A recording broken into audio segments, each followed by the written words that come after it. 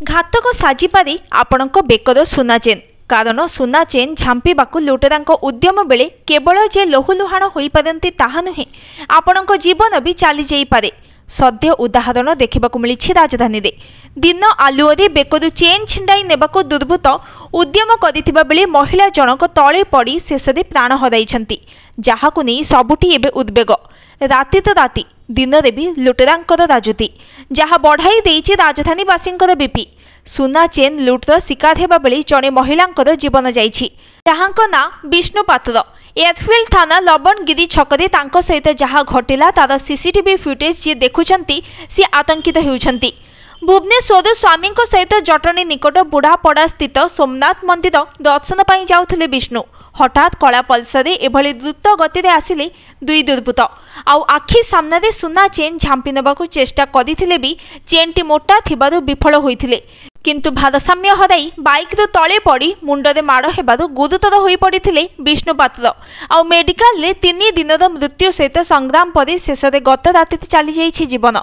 Police commissioner निर्देश मुताबक special squad सहायता एवं सीसीटीवी को जांच करी दुर्बृत्तों को धरिबा पई पुलिस छानबीन जारी रखिछि सत, किंतु सुना चेन पई केतेबेले काहाकू जे मदन मोह को लुटेरा ठेली न देबो ताहार कोनोसी ग्यारंटी नहीं। कारण बेकरी पिंधिथिबा चेन टाणी देले प्रथमे धमनी और शरीर रे रक्त प्रवाह बंद होई जिवो, फल मस्तिष्क को अम्लजान प्रवाह न हेबा अवस्था लुटर शिकार व्यक्ति भारसाम्य हराई छिटकी पड़िबा सुनिश्चित। एभली अवस्था मुंडरे माड़ हेबार आशंका अधिक, हुए तो रक्तस्राव होई व्यक्तिंकर जीवन जाइपारे नचेत गुरुतर किंबा आजीवन पंगु हेबार आशंका रही। तेबे भुवनेश्वर एभली घटना नुआ नुहे। गला सेप्टेम्बर बरगढ़ केनाल रोड रे मंदिर को जाउथबा जणे महिलांक बेकरु सुना चेन झांपी नेइथिले एभली भाबरे। सेहीपरि अक्टोबर कलिंग नगर अन्य जणे महिला घर सामना सुना चेन झांपीबाकू चेष्टा करथिले, किंतु बारंबार एभली सांघातिक अघटन समस्तंकर चिंता बढ़ाई देइछि।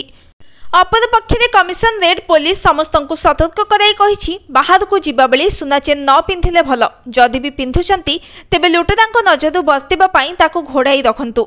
Bureau report, news today.